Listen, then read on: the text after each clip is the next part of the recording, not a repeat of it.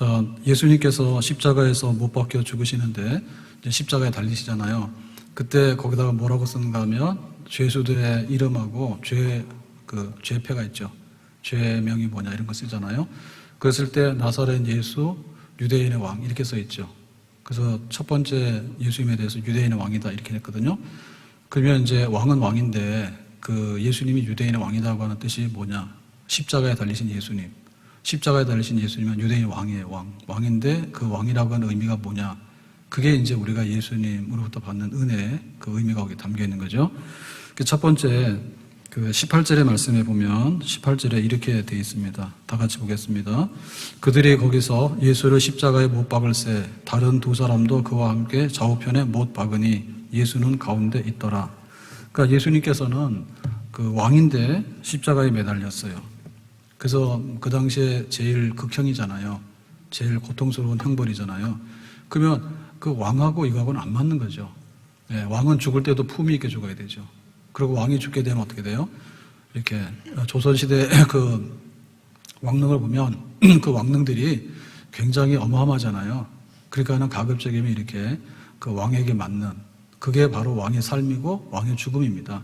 근데 십자가에서 매달려서 강도들하고 처형당했다라고 하면 이거는 그 왕으로서는 전혀 품위가 없는 거죠. 네. 그래서 그러면 어떻게 이게 왕이냐라고 할 때 그런데 왕이다 그래요. 그런데 왕이다 그래요. 그래서 이거는 겉으로 드러나는 왕권하고 속으로 가지고 있는 왕권이 있는 거예요. 근데 겉으로 드러날 때는 이거는 왕이라고 할 수가 없죠.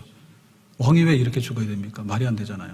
근데 속으로 그 예수님의 왕되심을 우리가 알게 되면 아 진짜 그렇다.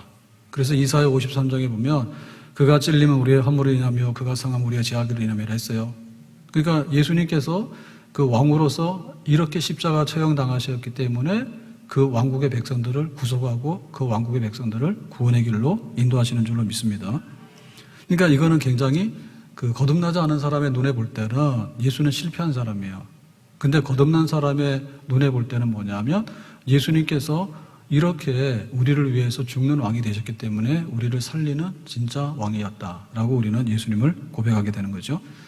그래서 교회에서도 보면 그 우리의 그 은사라든지 혹은 우리의 직분이 있잖아요. 그럴 때 그 우리의 은사나 직분이 뭐냐면 겉으로 보이는 직분이 되면 그건 겉으로 왕입니다. 장로님 훌륭하네요. 그러면 근데 그 생긴 거하고 만약에 그 장로님 명함이나 하는 일은 굉장히 영광스러운데 실제 교회에 대해서 오히려 도움이 안 된다라고 말한 거예요. 그거는 정당하고 정말 권세 있는 왕권이라 보기 어렵죠. 그래서 제가 그 준비하다가 그 최용신 그 상록수 신문의 상록수의 실제적인 주인공의 모델이라고 하는 최용신 있죠. 그래서 그 최용신이 이제 그 지금의 그 안산의 본호동에 그 당시에 이제 농촌운동을 하러 갑니다. 학교를 졸업하고 원산의 루시 고등학교. 그래서 저도 그걸 잘 몰랐는데 이번에 찾아보니까 그 당시에 이제 여자 사립학교 중에서 전국에 5대 명문이 있대요. 그래서 이화, 뭐 배화 이렇게 하는데 그 중에 원산에 있는 루시 고등학교. 거기가 이제 명문학교래. 거기를 최우동으로 나왔대요. 근데 최우동으로 나왔는데 천연으로 알아가지고 얼굴이 곰보야. 그래서 자기 고민을 많이 하다가 나는 안 되겠다. 그냥 한 남자의 아내가 되는 것보다는 그 농촌의 여왕이 되겠다라고 생각한 거예요. 그 당시에 농촌이라는 건 뭐냐면 우리가 그 일제시대 때 이제 그런 강점을 당해서 굉장히 어렵게 우리나라가 주권을 잃고 살았잖아요. 그러니까 이제 우리나라의 미래가 농촌인 거야. 그래서 내가 농촌에 가서 여왕이 돼야 되겠다 했어. 그래서 그 여왕이란 뜻이 뭐냐면 잘난 척하는 왕이 아니라 그야말로 농촌에 들어가서 자기의 그 모든 봉사와 헌신을 다해서 그 농촌 발전을 위해서 우리나라 발전을 위해서 좀 희생하고 하나의 미랄이 되겠다. 그러니까 얼굴은 내가 포기했다. 그렇지만은 내가 여왕이 되겠다. 그거 섬기는 왕인 거예요. 그래서 우리가 교회에서도 볼 때 우리의 직분의 영광과 직분의 면류관이 있잖아요. 그것은 내가 교회 장로요, 내가 교회 권사요 라고 하는 게 아니라 실제로는 어떻게 저 권사님이 겉으로 볼 때는 저런데 근데 속으로 보니까 진짜 권사님이네. 무임한 권사님은 아니고 실제로 진짜 교회를 섬기는 권사님. 그게 진짜죠. 그러니까 예수님이 나사렛 예수 유대인 왕 그랬을 때 이 왕이라고 하는 것은 세상에 군림하고 이런 왕이 아니라 오히려 백성들을 위하고 나라를 위해서 자기 희생을 할 수 있는 왕, 그 섬김의 왕, 그런 뜻으로 예수님은 왕이시다. 감춰진 왕이죠. 그러니까 실제로 우리가 예수님을 알게 되면 진짜 왕이네 이렇게 되는 거고요. 겉모양만 보고 가는 사람은 뭐예요? 저게 무슨 왕이야? 비난하는 거죠. 그래서 지금도 우리는 속으로 예수님을 영접했기 때문에 예수님의 속에 있는 왕권을 인정했기 때문에 우리가 그의 백성이 된 줄로 믿습니다. 근데 이제 구경하는 사람이 있잖아요. 아니 뭐 할 게 없어서 저 십자가에 달린 저렇게 처형당하는 죄수를 저렇게 구절하고 미나라고 하는 사람들의 눈에 볼 때 뭐예요? 이거는 아닌 거죠. 자, 두 번째로 예수님의 왕권은 뭐냐라고 할 때 20절에 그 왕권을 말했는데요. 20절 보겠습니다. 예수께서 못 박히신 곳이 성에서 가까운 거로 많은 유대인이 이 패를 읽는데 히브리와 로마와 헬라말로 기록되었더라 그랬죠.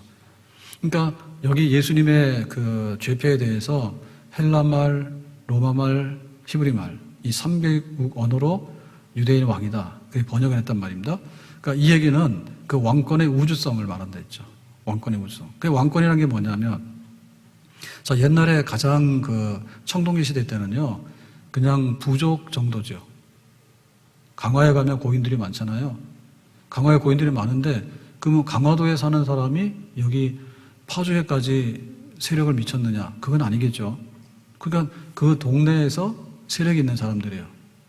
그러니까 내가 죽을 때 이만하게 무덤을 만들어 자기의 세력을 의미하는 겁니다. 그 적어도 몇천 명을 다스리는 사람들이. 근데 강화도랑 여기랑 저쪽에 있는 섬이랑 육지랑은 상관이 없어요. 그리고 우리 육지 안에도 우리나라 굉장히 좁잖아요. 우리나라 굉장히 좁습니다. 우리가 지금 여기 서해 바다 쪽인데요. 속초까지 가는데 210km만 가요. 굉장히 좁은 나라예요, 우리나라. 네? 근데 여기서도 보면은 막 삼국시대가 있었고요. 삼국시대 전에는 그 이전에 더 많은 그 작은 성들이 있었어요. 그래서 원주, 청주, 뭐 상주, 경주 이러면은 그게 다 하나의 작은 세력들입니다. 그 왕권은 거기만 미치는 거죠. 그러면 예수님께서 유대인의 왕이다라고 하는 얘기는 뭐냐면 실제로 유대인이라고 하는 한 혈통의 왕이 아니라 그 당시에 표현할 수 있는 그 문화적인 표현의 언어가 셋인데 그 셋을 다 총괄하는 우주적인 왕권이 있는 그런 왕국이다 그랬습니다. 그 범위가 넓다는 얘기입니다. 그 왕국의 범위가. 그래서 첫 번째 헬라 말로 유대인의 왕이다라고 한 얘기는 뭐냐면 헬라라고 하는 것은 그리스 로마의 문명이잖아요. 그 당시에 성경이 기록될 당시에 문명을 헬라 문화, 고급 문화죠. 그러니까 이 헬라 문화 속에는 뭐가 들어있냐면 그야말로 철학과 예술과 문학과 삶이 거기에다 녹아 있는 거예요. 그러니까 예수님은 여기 팔레스틴 땅에 베들레헴에서 탄생한 그런 유대인이라 하지만 실제로 예수님의 구주 되시면 헬라 세계, 여기 그리스라든지 로마라든지 전부 다 헬라 세계에도 구주로서 왕권을 행사하시는 분이다. 그러니까 예수님의 왕권은 문화와 철학과 예술과 그 모든 것을 다 뛰어넘어갈 수 있는 왕권이다. 그래서 우리의 믿음은 어찌 보면 교회 중심이 돼야 돼요.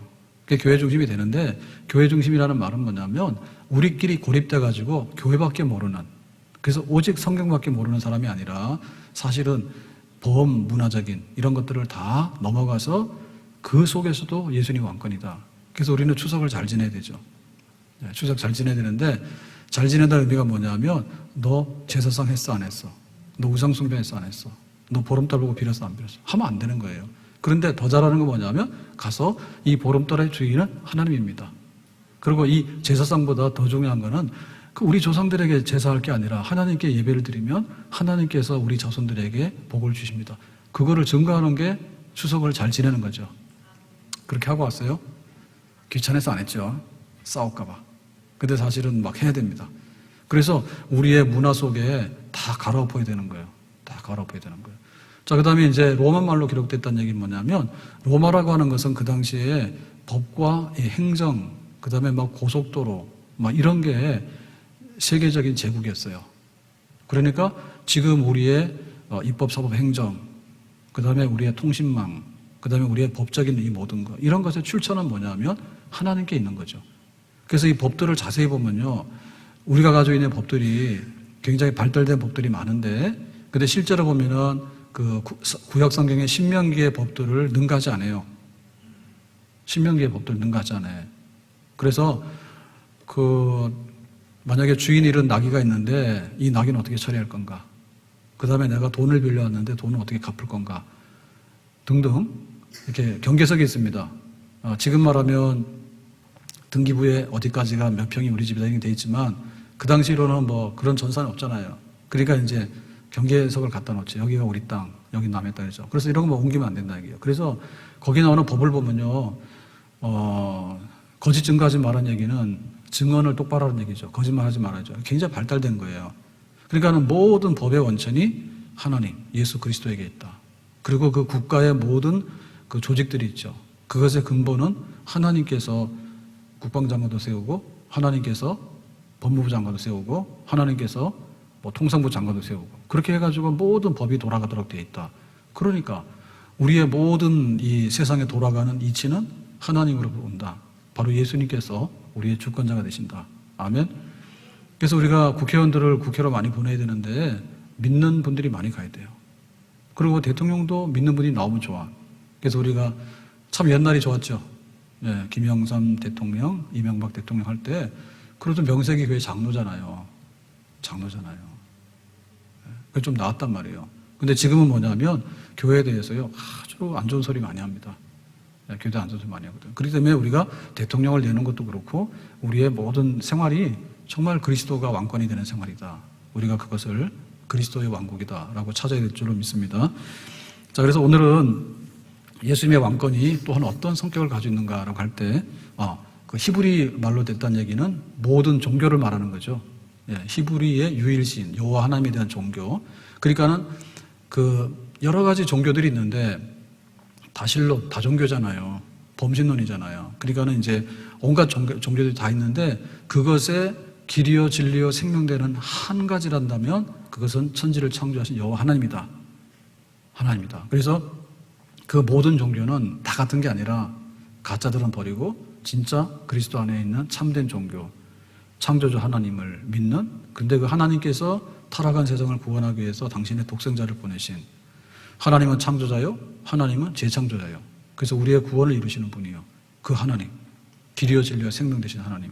그러니까 예수 그리스도는 바로 그분이다. 세상을 지으신 분인데 인간의 몸으로 오셔서 우리를 구원하신 분이다. 그러니까 모든 종교는 예수님 안에서 다 필요가 없고 예수님 한 분이면 된다. 자, 이런 이제 그 왕권이 다 있습니다. 자, 오늘 얘기는 그러면 예수님의 왕권은 또 다른 특이한 면이 있다. 자, 그 얘기인데 25절에 가서 보겠습니다. 25절에 예수의 십자가 곁에는 그 어머니와 이모와 글로바의 아내 마리아와 막달라 마리아가 섰는지라 그랬죠. 그러니까 예수님께서 십자가에서 처형당하시는데 그때 옆에 둘러선 사람들이 이런 사람들이에요. 어머니, 예수의 육신의 어머니, 그 다음에 이모, 그 다음에 글로바의 아내 마리아, 살로메, 막달라 마리아, 예수님께 은혜를 입은, 자, 이런 사람들이 주변에 둘러섰어.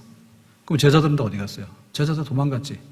근데 제자 중에 한 사람이 여기 있었습니다. 자, 26절에 예수께서 자기의 어머니와 사랑하시는 제자가 곁에 서 있는 것을 보시고, 그러니까 예수님께서 십자가에 달리셔서 자, 오전 9시에 달렸는데 이제 정오가 지나서 이제 오후 3시 되면 예수님이 죽으시는 거예요. 자, 이런 과정 속에서 거기에 누가 있었는가 하면 사랑하시는 제자가 있었어. 그래서 이 사랑하는 제자가 누굴까? 12제자 중에서 가룟 유다 아니겠죠. 네, 가룟 유다는 예수님 배신하고 도망갔죠. 그 다음에 다른 제자들도 겁나서 도망갔죠. 그래서 여기서 사랑하는 제자 한 사람이 십자가에 매달리는 예수님 곁에 있었다. 근데 여기에 보면 익명이란 말이에요. 이름을 안 밝혔는데 사랑하는 제자라 했다고. 그럼 이 사랑하는 제자는 누굴까? 지금 이 쓴 요한복음의 저자가 누구예요? 요한이죠. 네, 아마도 요한일 것 같다. 그러니까는 자기 어머니와 요한이 곁에 서서 이렇게는 안 하잖아요. 그러니까 이제 자기를 표현할 때 자기를 감추면서 사랑하는 제자, 바로 요한, 사랑하는 제자. 그러니까 제자들 중에서도 정말 예수님 곁에 있었던 제자, 그 제자죠. 서 있는 것을 보시고 자기 어머니께 말씀하시되 여자여 보소서 아들이니다 하시고, 그러니까 예수님께서 피 흘리시고 죽어가는 과정에서 정신이 지금 아찔아찔합니다. 그런데 예수님께서 딱 말씀하시기를 봐라, 그 아들입니다. 예? 아들입니다. 어머니를 향해서 아들입니다. 그리고 우리말로 말하면 어머니 이렇게 부르는 겁니다. 자, 27절에 예수님께서 말씀했어요. 그 제자에게 이르시되 보라. 그러니까 어머니라고 부른 다음에 제자에게 말하기를, 요한에게 말하기를 네 어머니라 하신대. 그러니까 예수님께서는 지금 어머니라고 불렀는데 요한 보고 요한 네 어머니야 이렇게 얘기한 거죠. 이게 뭡니까? 우리 어머니 부탁해. 내 어머니를 부탁해. 예수님께서 십자가에 죽기 직전이에요. 그러니까 지금 요한 보고 어머니 책임져 네가 그랬습니다. 그때부터 그 제자가 자기 집에 모시니라. 그러니까 이제 요한이 예수님의 그 어머니인 마리아를 모셨다 이 말씀에 그런 뜻으로 보겠어요. 자, 그러면 이 말씀을 보면 이 말씀은 십자가에서 할 얘기입니까? 아닙니까? 할 수도 있겠지만 잘 안 하죠. 어머니 생각 많이 나요? 마지막에 죽을 때 어머니를 부탁합니다. 이렇게 하고 죽으면 좋은데 우리 집 강아지가 순입니다. 근데 순이를 부탁합니다. 이게 확률이 높아요, 지금. 그러면 예수님께서 지금 이 세상을 하나님의 나라로 만들려고 하는 로마식으로 말하면 혁명을 하다가 붙들려 죽은 거예요. 그랬을 때 예수님께서 말했냐? 예수님은 큰 사람이잖아. 그러면은 이 로마가 망하고 하나님의 나라가 임하기를 바란다. 이제 예를 들면 그런 걸 해야 되잖아요. 통 큰 걸 해야 되잖아요. 근데 사실 여기서 말하는 건 뭐냐면 어머니를 부탁한다라고 한 말은 사실은 굉장히 사적인 거예요. 예, 우리 어머니 부탁한다 이게 사적인 거예요. 내가 죽으니까 걱정이다. 그러니 어머니 부탁한다. 굉장히 사적인 겁니다. 그러니까 이것도 좀 이상하죠. 그러니까 왕이면은 십자가에서 죽는 일은 안 당해야 되잖아요. 근데 왕인데 십자가에 죽었단 말이에요. 그 비밀이 있죠. 근데 예수님께서 그 유대인으로서 죽었지만은 헬라 말로, 라틴 말로, 그 다음에 히브리 말로 그 왕권이 우주적임을 또 선포한 것도 좀 이상하죠. 근데 여기 보면 예수님께서는 어머니 부탁해라고 하는 것도 어찌 보면 또 한편에 굉장히 이상한 겁니다. 왜냐하면 영웅들은 죽을 때 이렇게 안 죽거든요. 영웅들을 죽을 때 뭐 대한민국 독립 만세 이렇게 하거나 아니면은 이 세상에 있는 게 다 내 거다 뭐 이렇게 하고 죽어야지 통이 커 보이잖아요. 그리고 굉장히 과업을 이뤄나가는 것처럼 보이잖아요. 근데 예수님께서는 지극히 인간적이고 지극히 사적이고 지극히 개인적인 것을 부탁하셨다고. 우리 엄마 부탁한다 요한아. 그 말씀하신 거예요. 그러니까 우리가 여기서 뭐를 얻게 되는가 하면 정말 예수님은 좀 특이하신 분이네. 느부갓네살 왕이 바벨론 제국을 세웠습니다. 그럴 때 한 일이 뭔가 하면 두라 평지에다가 금신상을 세워놓은 다음에 다 절하라 했어. 만약에 절 안 하면 풀무불에다 던진다 했어. 그러니까 크게 뭔가를 생각했던 사람들은요, 자기를 크게 드러낼 뿐만 아니라 굉장히 그 영웅적인 어떤 언행을 해요. 그 영웅적인 은행을 하다 보면 뭐냐면 개인은 없어지는 거예요. 진시 황제가 진나라 시왕이 자기 죽은 다음에 사후세계가 생각이 났잖아요. 그러니까 뭐였습니까? 죽기 싫으니까 불로초를 구해라 했죠. 그리고 한 게 뭡니까?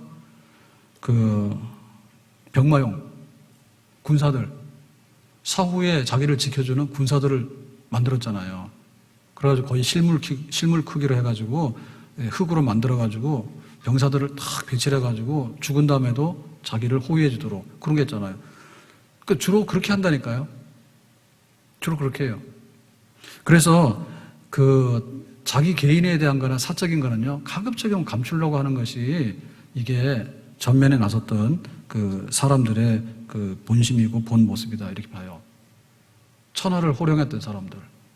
만리장성을 만들어야 돼. 그러니까 조그만 성으로는 안 되는 거야. 만리장성을 만들어야 돼. 애굽의 바로왕들은 피라밋을 만들었어요.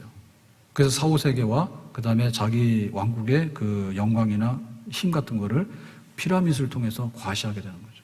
그 뭐 예수님께서 십자가에 죽으시면 안 되지만 십자가에 죽으시더라도 큰 말을 남게 되잖아요. 큰 말을.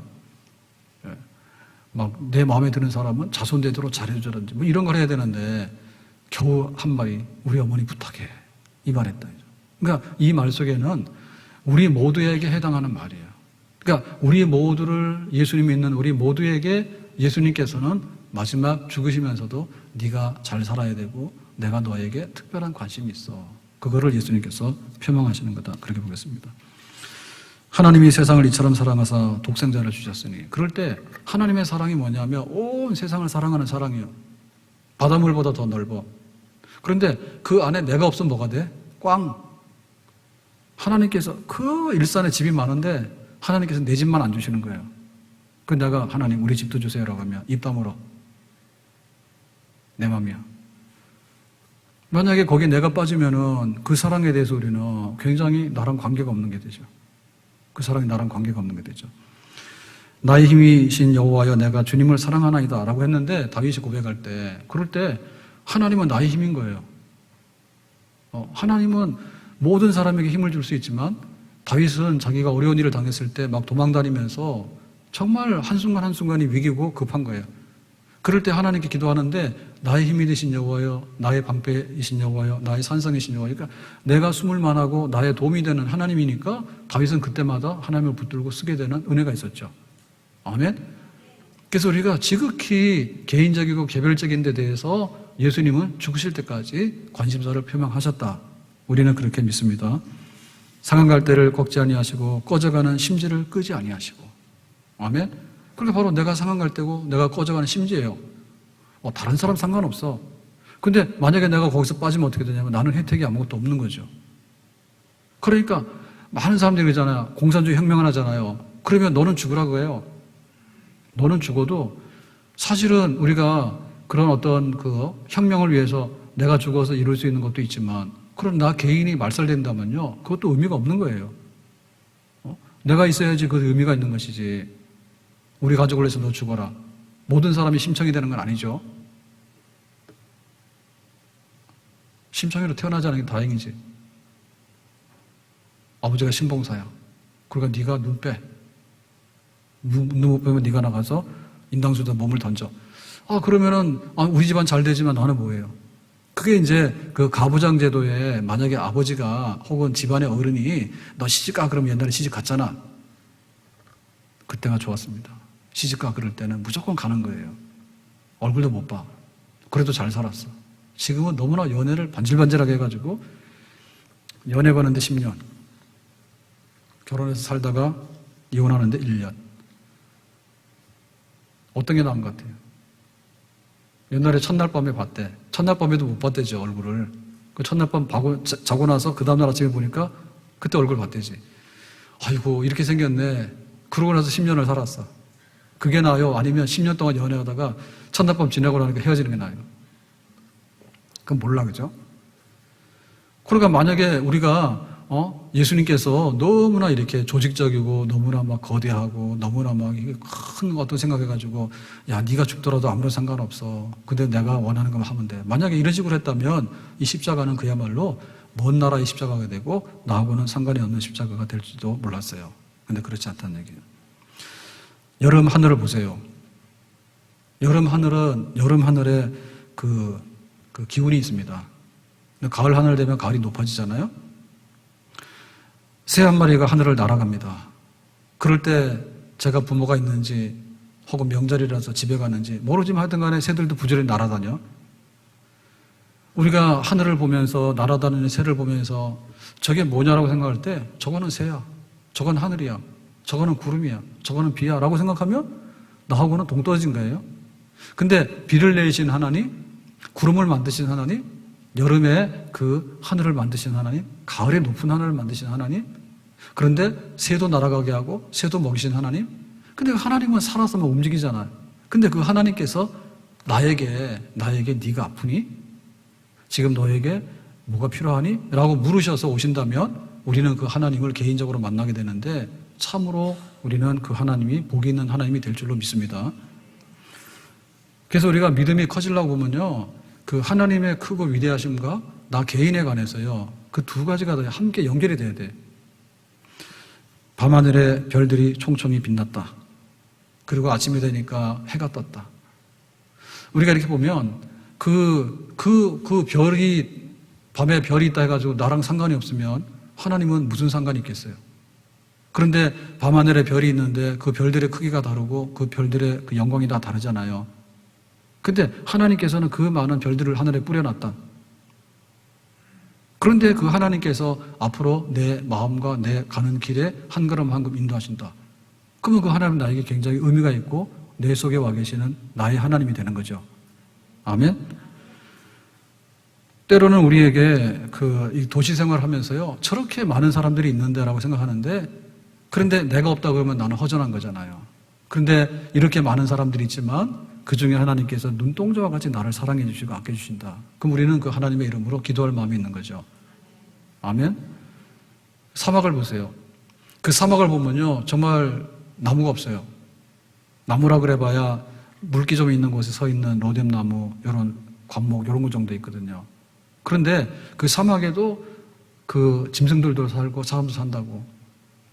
그런데 그 하나님께서 지금 나를 사랑하시고 나를 돌보시는 하나님이다. 그러니까 뭐 도시에서 살게 되면 걱정 없겠죠. 사막에 가서 한번 살아보실래? 그 사막에도 먹을 게 있고 사람들이 다 산다고. 하나님 돌보신다고. 그런데 하나님께서 지금 나의 개인적인 형편과 처지를 다 아신다면 나에게 십자가에 죽으신 예수 그리스도는 나에게 특별하신 우리의 주님이 되시는 줄로 믿습니다. 더군다나 우리는요, 굉장히 우리의 감정들이 있고요, 우리 상황들이 있는 거예요. 그래서 우리가 드라마를 보면서 시청률을 올려주는 이유는 뭐냐면, 나름대로 공감을 하기 때문에 그래. 그 주인공을 응원하거나, 아니면 주인공 미워하거나, 아니면 우리에게 기쁜 날이 있잖아요? 굉장히 기분이 좋으면 좋은 거예요. 추석날 별로 좋은 일도 없는데, 추석 선물을 제일 많이 갖다 준 거는 어젯밤에 영국에서 손흥민이 축구를 했는데 토트넘이 이겼다고 해요. 손흥민이 4골을 넣어서 4대0으로 이겼는데 그 중에서 2골을 넣었다고 해요.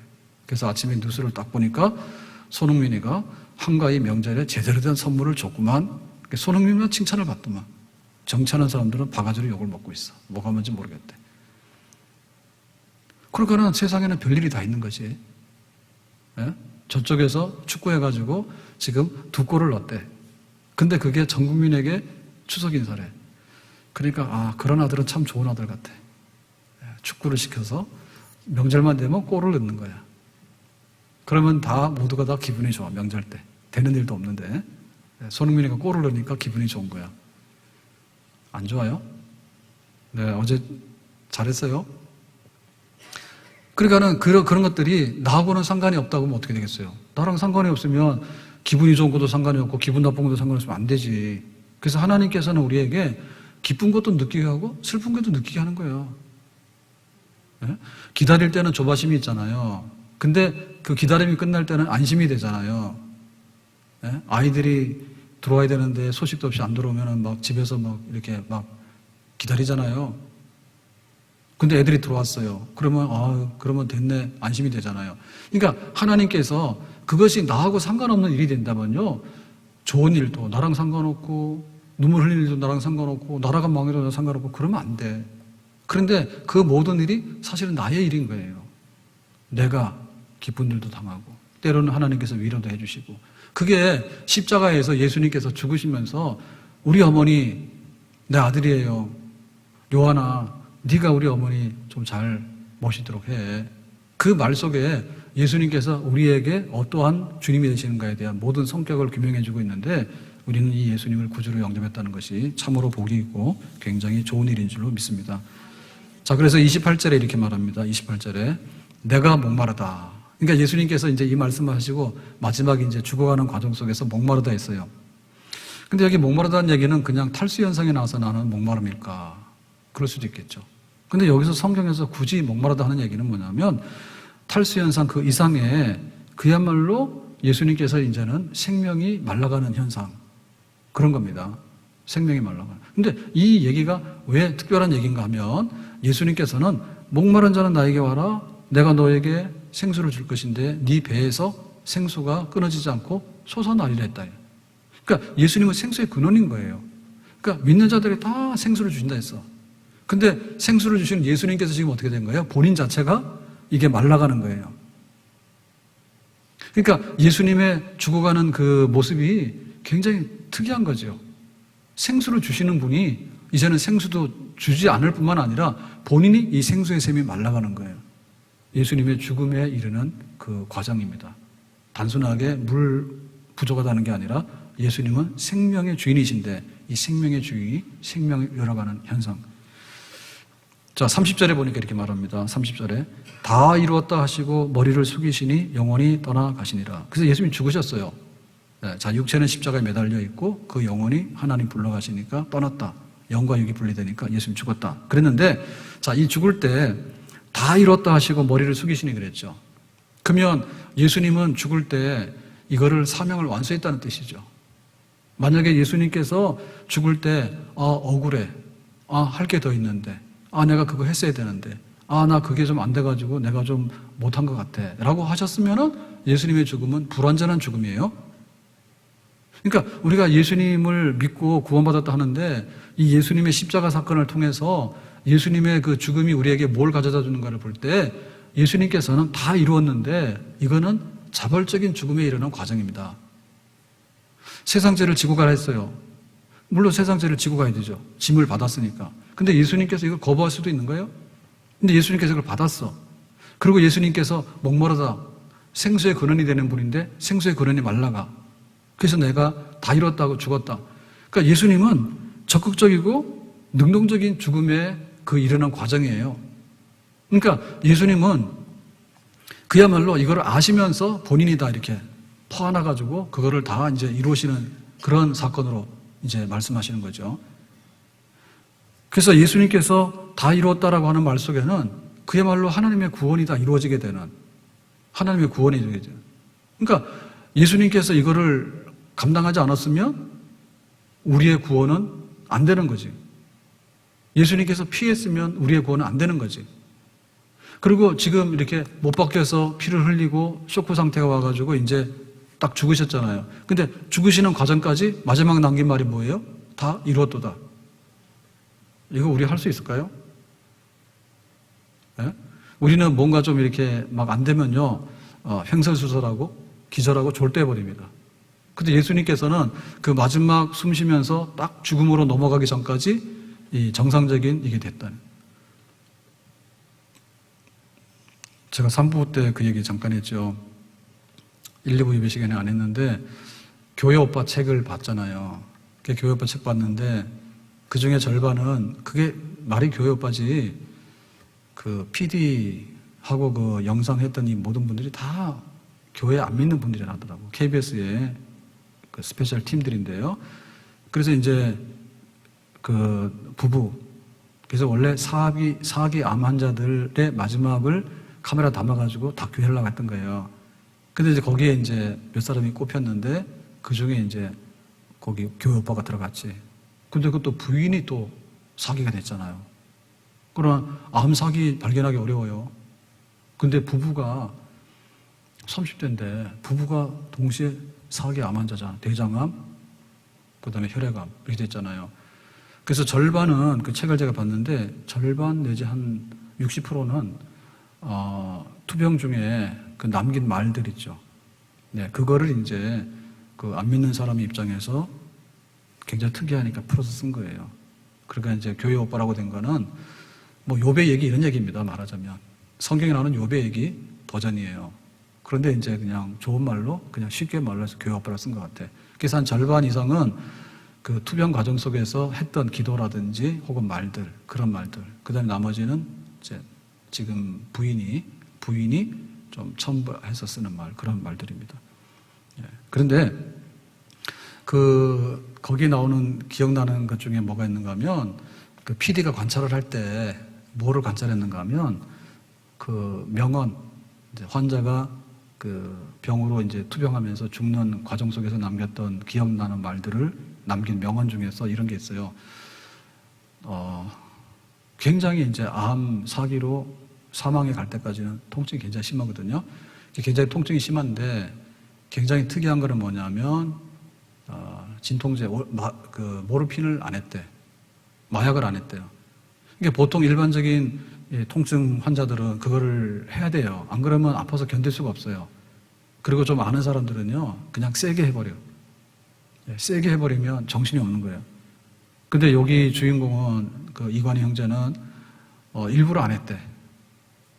지금 대장암 사기, 수술했고 재발해서 재수술했고 재수술해서 이제 마지막으로 넘어가는 단계에서 안 했다 이제. 그거 왜 안 했느냐? 그게 특이하잖아요. 왜 안 했는가? 큐티를 하려고. 큐티를 하려고. 그리고 이제 그 하나님 말씀을 들으려고. 이제 인터넷이나 방송으로 하나님 말씀 많이 들을 수 있잖아요. 그리고 본인이 큐티를 하는가 봐. 그래서 이제 그게 그래 좋아. 그게 우리한테 은혜가 되는 거예요. 자, 남편이 대장암 4기가 됐는데 어느 날 갑자기 결혼하고 나서 이제 아기 출산해서 돌인가? 그랬죠. 그래가지고 된 거죠. 예. 그러고 이제 부인이 좀 있다가 또 백혈병 4기로 진단을 받아버린 거예요. 그러고 둘이서 이제 큐티를 하는데 큐티 뭐예요? 성경 펴놓고 서로 대화하는 거예요. 예.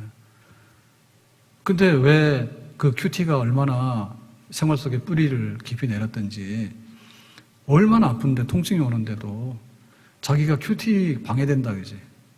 만약에 이 마약성 진통제를 하게 되면 정신이 해롱해롱 해가지고 안 된대요. 차라리 나는 하나님 말씀을 내가 묵상하고 또 하나님 말씀 들으면서 은혜 받는 게 낫지. 네, 진통제보다 둘 중에 하나 선택하라면 통증이 있더라도 나는 그거 한다. 그게 이제 다른 환자들하고 다르다 그지. 감동이죠. 그러니까 예수님께서 다 이루셨다라고 하는 말씀 속에도 그런 말씀이 들어있는 거예요. 아무리 지금 이렇게 못에 찔리고 피가 나고 지금 이제 마지막 죽음에 이르는 과정이 왔지만 예수님 정신이 잃었다든지 아니면은 살면서 제일 갖고 싶은 게 뭐예요? 제일 먹고 싶었던 게 뭐예요? 권춘재 권사님 뭐 있어요? 아무것도 없어요? 마지막에 왜 거기서 웃어요? 마지막에 권사님은 100세야. 어머니도 지금 104세 사셔가지고. 그래서 아직 많이 남았는데 마지막에 한마디 남기라고 하면 다 이루었다 이런 걸 해야 되는데 그게 잘 안 돼. 피자 먹고 싶었는데. 그래가지고 자기도 모르게 비몽사몽간에 남편이 돈 많이 벌어왔어야 되는데 이런 말 나오면 안 되죠. 그런 말 나오면 안 되잖아요. 그러니까 예수님께서 다 이루셨다는 말 속에는 그야말로 맨정신으로 하나님께서 부탁한 게 있는 거예요. 세상 죄를 지고 가라. 첫 아담은 선악과 먹어서 모든 사람에게 죄를 가져서 사망에 이르겠지만 하나님의 아들이 이 땅에 와서 세상 죄를 지고 어린 양이 돼가지고 이제 하나님의 자녀들을 구원하도록 해라라고 하는 그 사명을 다 이뤘는데 마지막까지 예수님의 정신이 말짱해가지고 그거를 다 기억하고 그렇게 표현하신 거예요. 아멘? 그러니까 복이 있는 거죠. 복이 있는 거죠. 다 이뤘다. 그러니까 그야말로 다 이룬 거예요. 그래서 하나님께 순종해서 죽도록 충성하게 됐고 하나님 아버지께 영광을 돌리게 된 거지. 만약에 이 십자가 사건을 제대로 못했으면 하나님의 영광 안 나타납니다.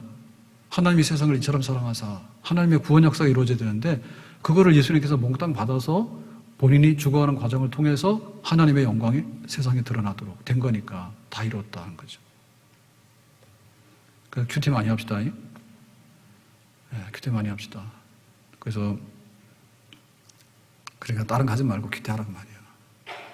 아프더라도 맹정신으로 큐티 하는 게 낫다는 거예요. 그래서 그게 은혜가 된단 말이에요. 자, 그래서 예수님께서 마지막에 영원히 떠나신다는 얘기는 돌아가셨다, 죽었다는 얘기잖아요. 근데 이게 지금 못 믿을 말이거든요. 아니, 예수님이 죽으셨으니까 죽은 거지 왜 못 믿느냐? 못 믿지. 왜냐하면 예수님 뭐라고요? 예수님은 하나님의 아들, 인간으로 오신 하나님의 아들. 성부 하나님, 성자 하나님, 성령 하나님 계시는데 성부 하나님이 보낸 성자 하나님, 인간으로 오신 하나님의 아들. 그러면 이분은 하나님이에요. 태초에 말씀이 계시니라. 이 말씀이 모든 만물을 창조하시니라. 그럼 예수님께서는 지금 원래 목마를 뿐이 아닙니다. 수가성 여인을 보면서 야, 네가 목마르지? 야, 이거 먹으면 계속 목말라. 그러니까 내가 목마르지 않는 물을 줄게. 그렇게 해서 예수님 먹였잖아요. 근데 예수님 목마르시다 했잖아요.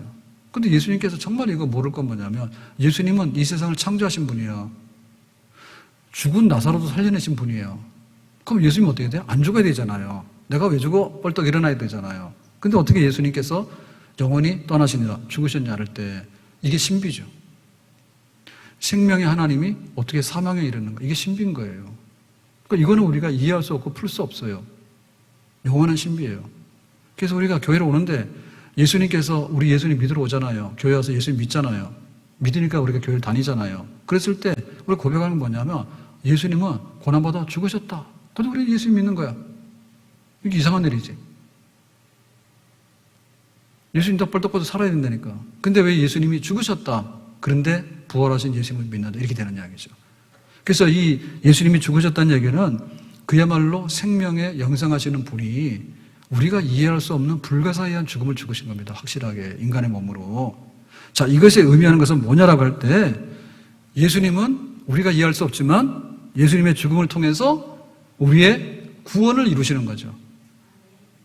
그러니까 예수님이 죄인된 우리를 사랑하시는데 얼만큼 사랑하시냐면 죽도록 사랑하시는 거죠.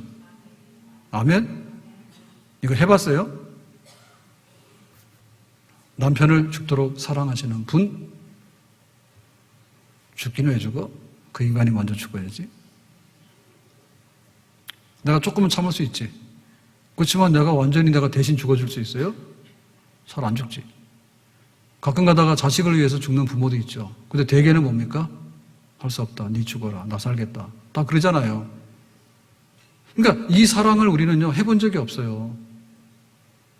예? 죽음에 이르는 사랑을 언제 해봤냐고. 해봤냐 말이에요. 우리는 못해요. 내가 배고프잖아요. 그러면 가서 훔쳐라도 먹어야 되는 거예요. 내가 배고프면 훔쳐라도 먹어야 돼. 그 교회 오빠 보니까 이런 거 있더라고. 마지막에 그 이제 남편이 이제 상태가 안 좋아가지고 이제 오늘 밤을 못 날 것 같다 해서 그날이 이제 그 임종이 됐는데요. 그 부인은 그거 너무 이제 병원 간호하고 힘드니까 가서 내가 잠깐 눈 붙이고 올게 그랬대. 또 연락이 왔대. 임종할 것 같다고. 그러니까 우리가 아무리 가까이 하고 아무리 해도요, 정말 우리가 육체적인 한계에 부딪히잖아요. 육체적 한계에 부딪히잖아요. 그러면 내가 그걸 대신 못해요. 내가 졸려 죽겠는데 어떻게 사냐 말이에요. 그래서 미안하지만 옆에 있는 식구들이 아파가지고요. 그래서 당뇨 환자들 굉장히 어렵습니다. 당뇨 환자가 되잖아요. 그러면 집안에 음식을 바꿔야 되잖아요. 음식을 바꾸는데 정상인 기준으로 하면 그 사람 죽죠. 그죠? 특별히 소아당뇨 같은 거 더 하잖아요. 그건 뭐냐면 집안 식구들이 이렇게 맞춰줘야 돼요.